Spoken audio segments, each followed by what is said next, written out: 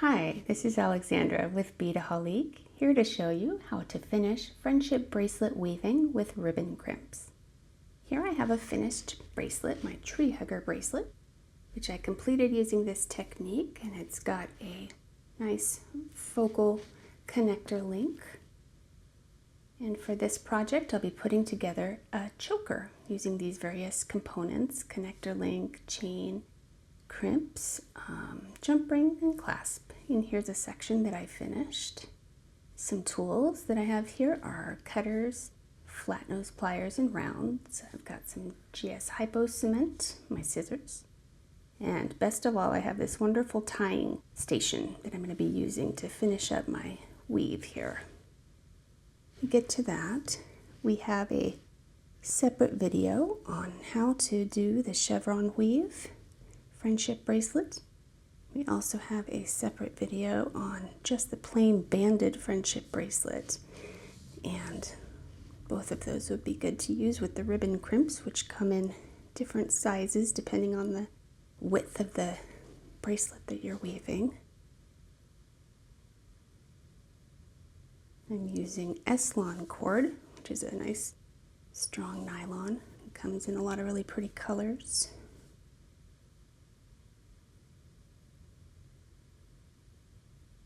And make sure I stay in order with my threads here.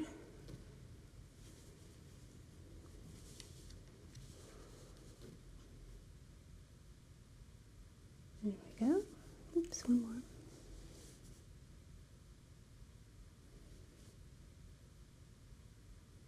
So these ribbon crimps are a really nice way to kind of dress up the traditional friendship bracelet, incorporating components. There we go. All right, so now that my weave is done, I can take it off of my tying station. There we go.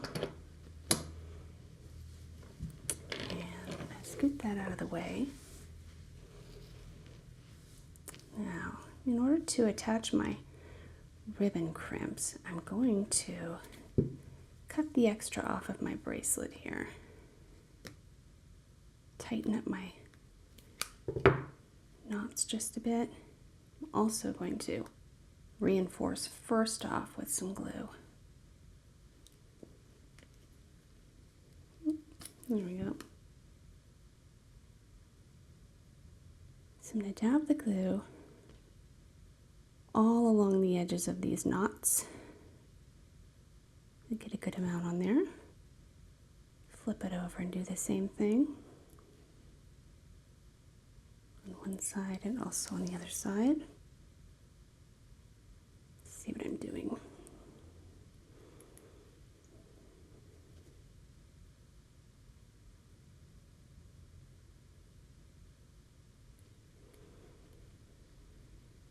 There we go.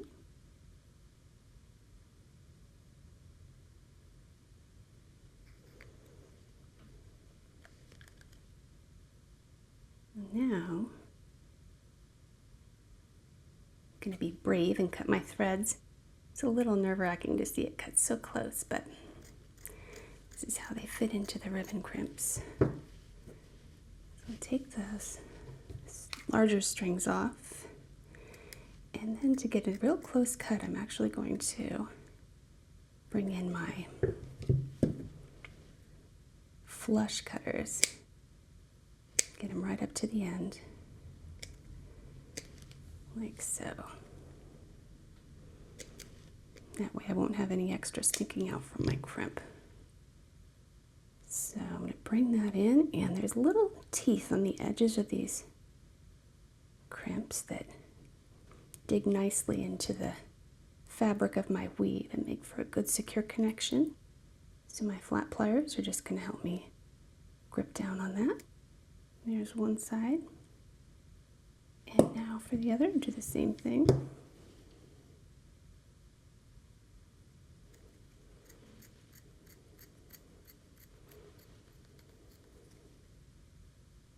Scissors are very well used. I'm ready to get a closer cut with my flush cutters.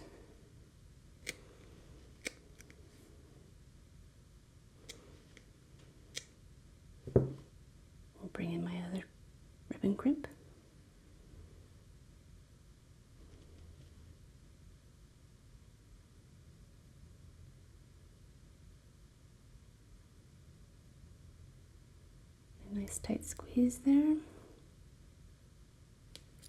That's it. Now I have a little bit sticking off the side that I'm going to use my flush cutters to clean that up. There it went. Even just a little bit on this side. Alright, so now I have my two sides for my necklace.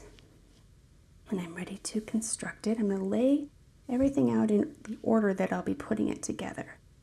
So first I want to make sure that my two sections have the chevrons pointing in the way that I want. And they're going to frame the piece nicely this way. So bring everything in, put the pieces of my puzzle in place.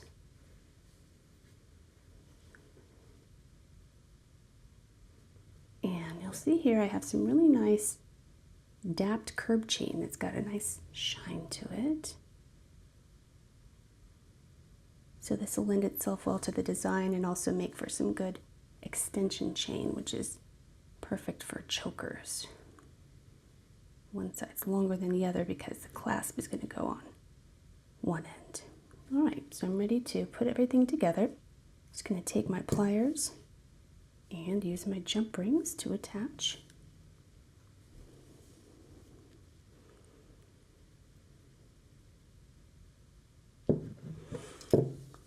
Oops, excuse me.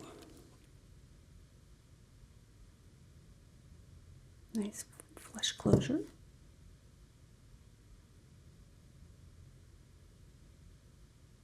I've opened these nice and wide to accommodate the thickness of my link, which I learned is called a quatrefoil shape.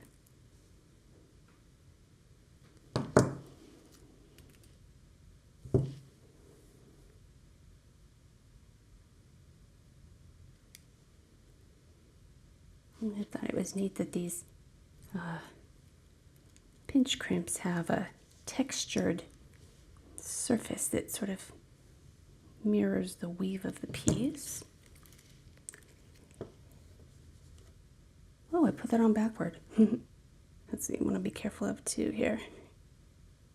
Redo that, make sure both sides of the weave are facing properly.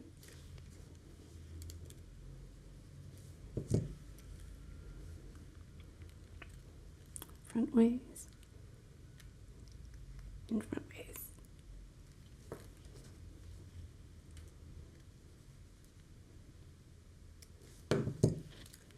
There we go.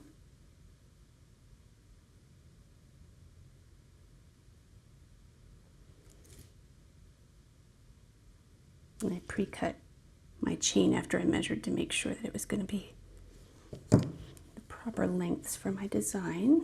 Lastly, I will attach my clasp. These are nice, sturdy 6mm jump rings I'm using. There we go. And there's my choker with the adjustable length. So these project bundles and all of these tools and supplies are available at Beadaholique.com. Thanks for watching.